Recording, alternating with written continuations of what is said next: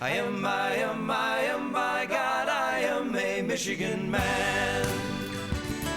I am a Michigan man, where sleeping bears lie on the sand. Manitou has placed his hands. I am a Michigan man. In 1977, Maple Island Log Homes became the first handcrafted log home manufacturer east of the Mississippi.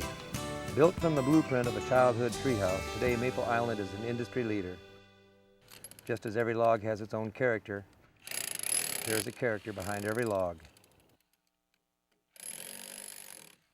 I'm going to bring you to the Eagle's Nest here, an awesome place here. Okay.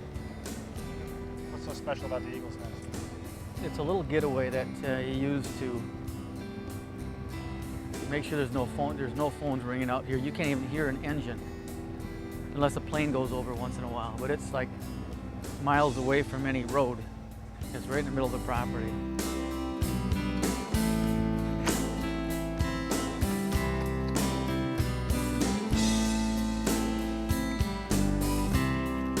It took me over 2 years to see every bit of this property.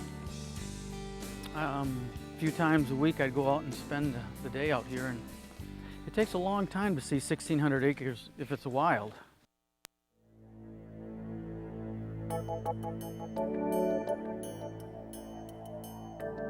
Well, this started with a dream from childhood, I think, here, but it took 3 years to get all the materials out here and actually put it together.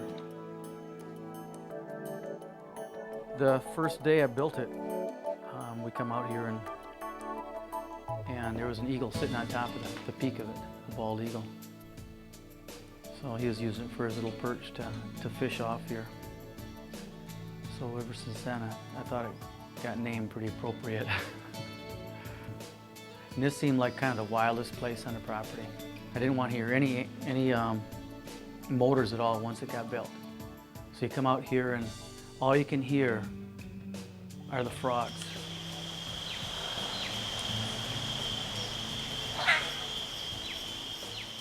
The love of just getting away from your main house and having a little tiny retreat somewhere out in the woods is it's quite a feeling. Most of our customers do have very high stress jobs, and they do share the same common goal is when you get home, you want a place to relax and get away from the busy day in the office. So this is this gives me my getaway place is this.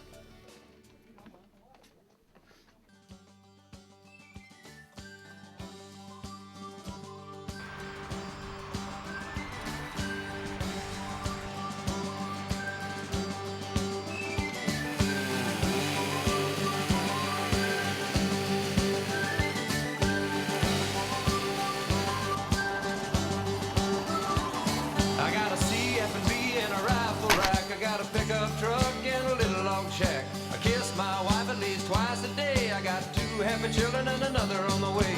I live up here where the north wind winds, but don't try to find me 'cause I'm hiding in the pines.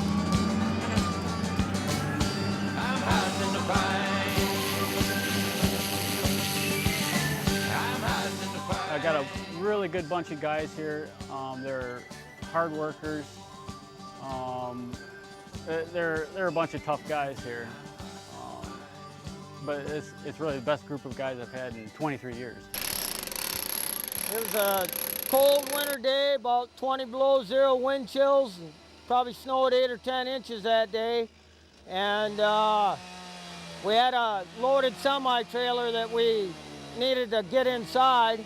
I was trying to hook the strap in between the loader and the semi-trailer, and I couldn't get it hooked up, and I just stood up to walk out and try and hold the situation up, and the trailer smacked me together, and I thought it broke my back because I couldn't move anything from the waist down, and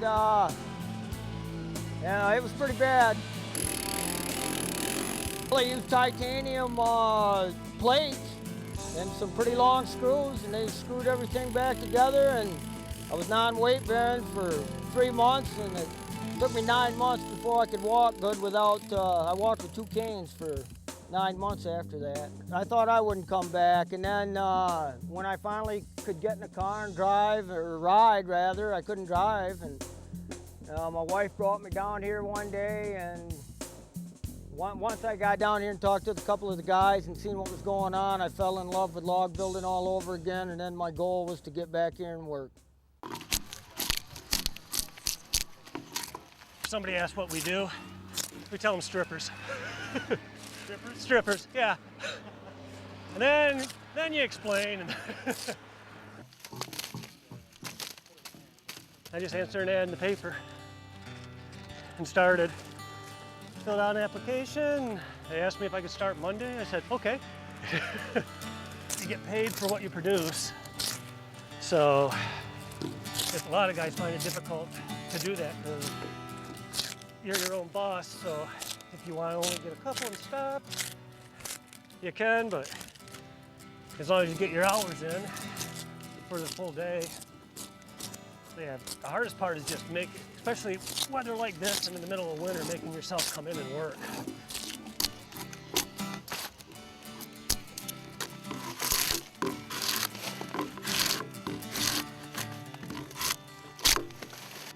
Six new guys after probably a week and a half, 2 weeks, most times you're lucky if you got one. Oh, we have guys just don't show up, go to the cars to get their water and not come back. Usually you can get a few of them to last 2-3 days before the majority of them are gone. You can tell in a hurry whether a guy's got it or doesn't have it. It takes a special knack to build a log house. Before you can have the glory, you got to sweat right out here in the sun, and you know, yesterday it was 110 out here. That's our glory part of the job, is going out on the site and actually meeting with a customer and being around them and putting these people's dream house up, fulfilling somebody's dream. I am marking a 2-foot mark, which is actually 2 foot. This nail right here represents the outside of the foundation. And what I do is I mark back 2 foot, because our 2-foot mark is actually what we pull all our measurements off of to measure our doors and our windows and our purlins up in the roof, our floor joists, and everything comes off our 2-foot marks. Actually, where Chad is, there is the main entrance. It's going to actually come in there. And then that far where the angle, 45 angle is, that's the great room. And that'll be up about 35 feet. And it'll be all glass windows with a truss on top of it. And then it goes into their bedrooms. And then this room right here is just a big game room. This will always stand in my heart because it's the biggest one I built and probably the most complex one I built. I put everything I got into here, and I mean, I'm building somebody's house. I'm building a $600,000 house for somebody. I'm gonna put everything I got into that house because I know, I mean, somebody's gonna live in it. And that to me makes me feel good to come to work every day.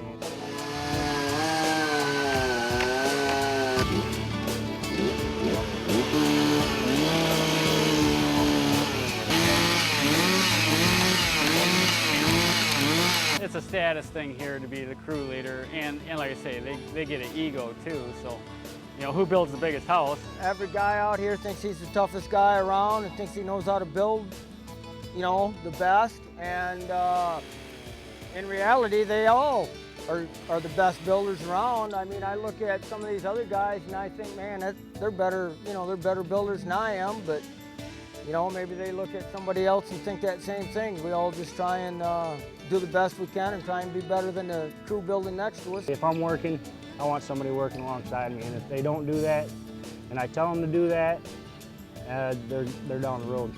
If you're really wanting to learn log building, you know, this is a good place to do it, and we've trained up a lot of guys here. But if you're looking for an easy time, you better keep on looking.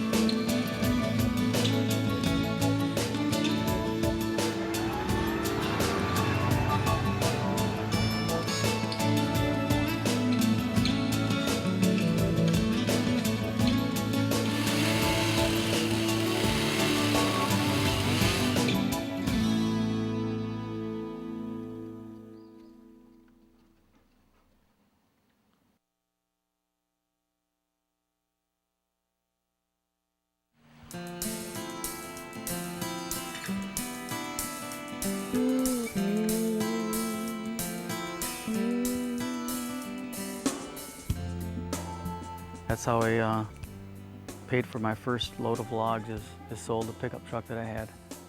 And that bought the first load of logs to show people that, that I could build a log home properly. That's back when I was about 24 years old. And there was nobody in the state of Michigan building log homes, or actually east of the Mississippi at that time. So it was a very young industry this side of the United States. So there's an opportunity there that nobody was doing yet. So to see that opportunity and to go for it is where I was at. The owner and I met in Montana working for another log home company in 1976, and we got to be friends, and we both went our separate ways. He came back and started this company, and we stayed in touch. He knew he was going to come back and start this business, and he asked me if I wanted to be part of it, and I said, no way. There's people out there saying, you can't do this.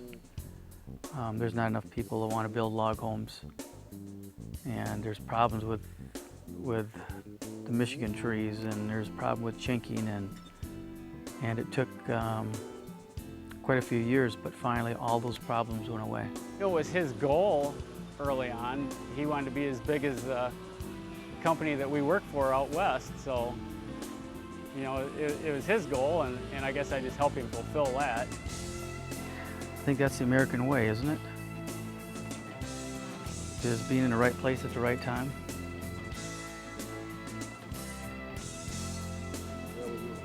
Sometimes success is being in the right place at the right time and having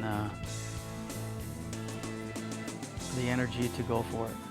And if I could change things, I don't know what I would do different. You know, I enjoy my life, so obviously to be here 23 years, I enjoy it. There's no moving on for me. This is it. Dave may not be going anywhere, but the company, well, that's a different story. Goofy, let's go.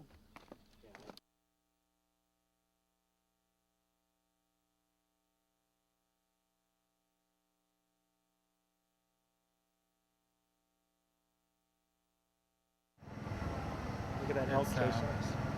Yes.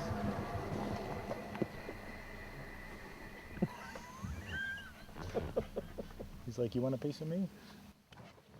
Those things chase dogs. All they want to do is kill dogs. Just running down the road after you.